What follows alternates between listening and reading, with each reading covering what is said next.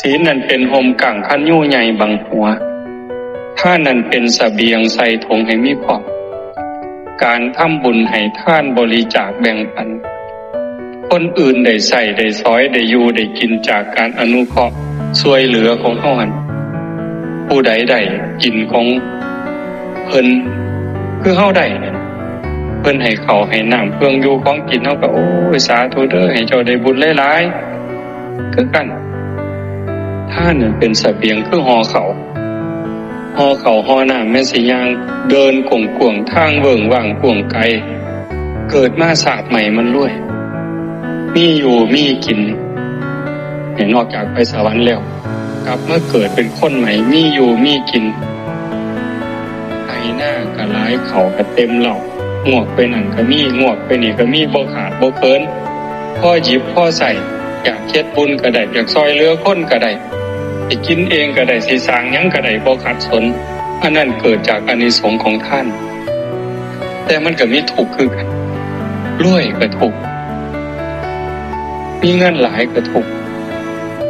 เคยมีนิทานของปู่พุทธทาสเพิ่นเล่าว่ามีคนขอทานผู้หนึ่งไปนอนอยู่ใต้บ้านเศรษฐีนอนข้างกำแพงนี่สิคือเงินโยมแมวมานอนอยู่ข้างกำแพงเพราะว่าคนถูกขอทานบ่มีบุญอยู่เด้มานอนข้างเฮือนเศรษฐีเรามีคุยไปเป่าคุยคนเขาก็เ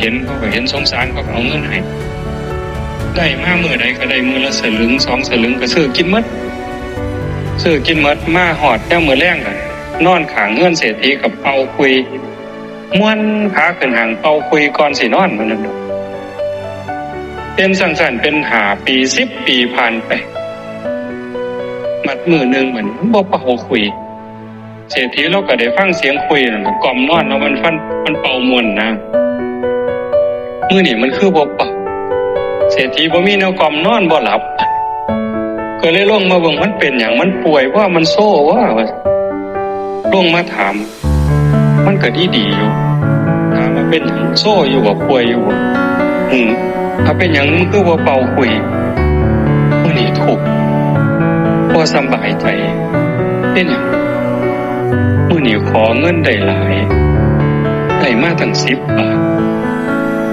ซุมื้อได้มื้อละสลึง2สลึงซื้อกินหมดแล้วก็แล้วมื้อนี้ได้10 บาทซื้อกินหมดไปแล้ว2สลึงมันเหลืออยู่9 บาทครึ่งสิเสี่ยงไว้ใส่นี่หานอนหลับก็สิบ่หลักเก่าบ่ว่าเห็นบ่โคตรจากรวยเห็นบ่มันเหลืออยู่9 บาทกลัวๆนี่สิไปเสี่ยงใส่สิฝังดินก็บ่คักสิกำไว้บ่นอนหลับมันก็สิบ่ฮู้เรื่องของเขาใส่ถุงไว้บัดนอนหลับเขาก็สิมาพลิกเอาคือเก่าจักสิเอาไว้ใส่เลยนอนบ่หลับว่าซั่นว่าบ่มีอารมณ์สิเป่าคุยดอกมื้อนี้วะเป็นบ่ได้โทษจากรวยเห็นบ่มันก็นอนบ่หลับทุกข์คือเก่า